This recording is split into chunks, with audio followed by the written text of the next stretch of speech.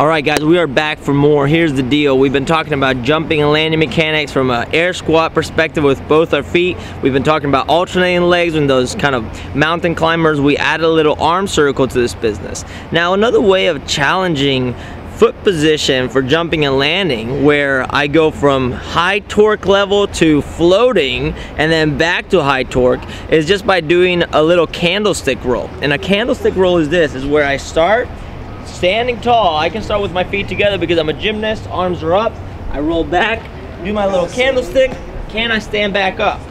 Key thing is that if I start with my feet together, heels together, big toes together, I'm always forcing myself to be in a good position, and I'll know immediately if I deviated and I landed here. So this is what I'm talking about. I go for my candlestick. Actually, look at me from the front right here.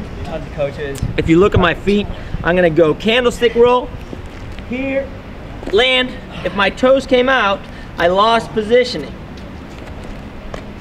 If my knees caved in, I lost positioning. If I went really exaggerated there, I lost positioning. I want to be tight together. That's what I'm looking for.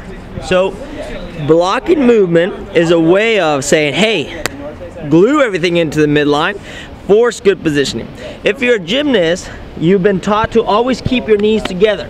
But because we're in the training room right now, we are working on strength and conditioning applied to things. We are gonna start creating more torque by pushing the knees out. So I'm gonna sit down, knees out, roll, big reach, back to that position, knees out, stand.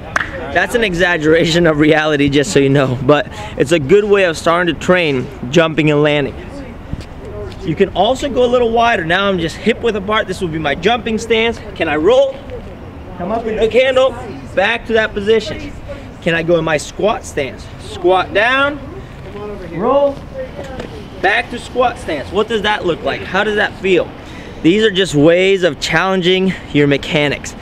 Something to think about is, as you come out of that candlestick roll, it's just a big sit-up where I drive my chest to my thighs, my heels to my butt. That's that big compression, and it's almost like getting under the bar under a heavy clean. Start trying that out a little bit, see if that translates into your jumping mechanics, see if you can manipulate your feet and keep that high torque when you receive, not just when you start.